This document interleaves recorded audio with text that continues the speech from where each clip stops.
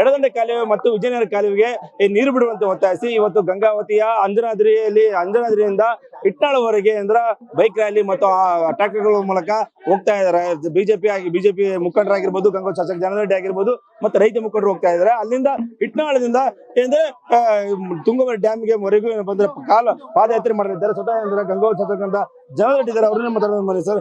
Sir ಇವತ್ತು ಏನ್ sir ಇವತ್ತು ಅಂಜನಾದ್ರಿಯಿಂದ ಏನ್ ಮಾಡ್ತಾರೆ ನೋಡಿ? 38 TMC ನೀರು ಇದ್ದು ಇವತ್ತು ತುಂಗಭದ್ರಾ ಡ್ಯಾಮಿಂದ ಈ ನಮ್ಮ ರಾಯಚೂರು, ಬಳ್ಳಾರಿ, ಕೊಪ್ಪಳ, ವಿಜಯನಗರ ಜಿಲ್ಲೆಗಳ ಜೀವನಾಡಿಯಾಗಿರುವಂತ ತುಂಗಭದ್ರಾ ಇಲ್ಲಿ ಕೃಷಿ ಮಾಡುವಂತ ರೈತರು ಇವತ್ತು ಹೊಟ್ಟೆ ಹಸುವಿನಿಂದ ಇಡೀ ದೇಶಕ್ಕೆ ಅನ್ನ ಕೊಡೋ ರೈತರು ಕಣ್ಣೀರಾಗ್ತಾ ಇದ್ದಾರೆ.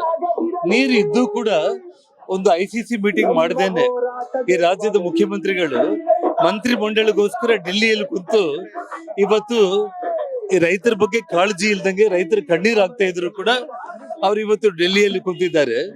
ಇವತ್ತು ICC ಮೀಟಿಂಗ್ ಅನ್ನ ಎಮರ್ಜೆನ್ಸಿ ಮಾಡಿ ಅಥವಾ ಫೋನ್ ಅಲ್ಲಿ ರಾಜ್ಯದ ಮುಖ್ಯಮಂತ್ರಿಗಳು ಒಂದು ನಿರ್ದೇಶನ ಕೊಟ್ಟರು ಕೂಡ ನೀರನ್ನ ಬಿಡ್ತಾರೆ.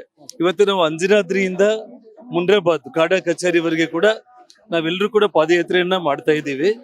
ಈ ಒಂದು ವಿಚಾರದಲ್ಲಿ ನೀರನ್ನ ಇವತ್ತು ಬಿಡದೆ ಹೋದ್ರೆ ಬರುವಂತ ದಿನಗಳಲ್ಲಿ ಇನ್ನೂ ಉಗ್ರವಾದ ಹೋರಾಟ ನಾವು ಮಾಡ್ತೀವಿ.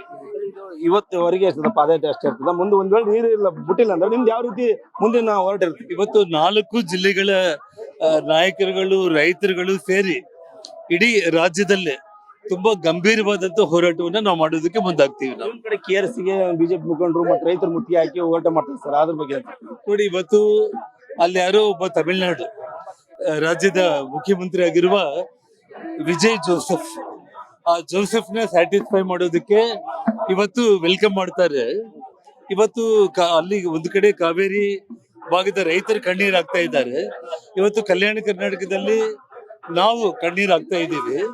ಇವತ್ತು ಮುಖ್ಯಮಂತ್ರಿಗಳಿಗೆ ಹೃದಯ ಇದೇನಾ, ರೈತರ ಬಗ್ಗೆ ಕಾಳಜಿ ಇದೇನಾ ಅಂತ ನಾನು ಪ್ರಶ್ನೆ ಮಾಡ್ಬೇಕಾಗುತ್ತೆ.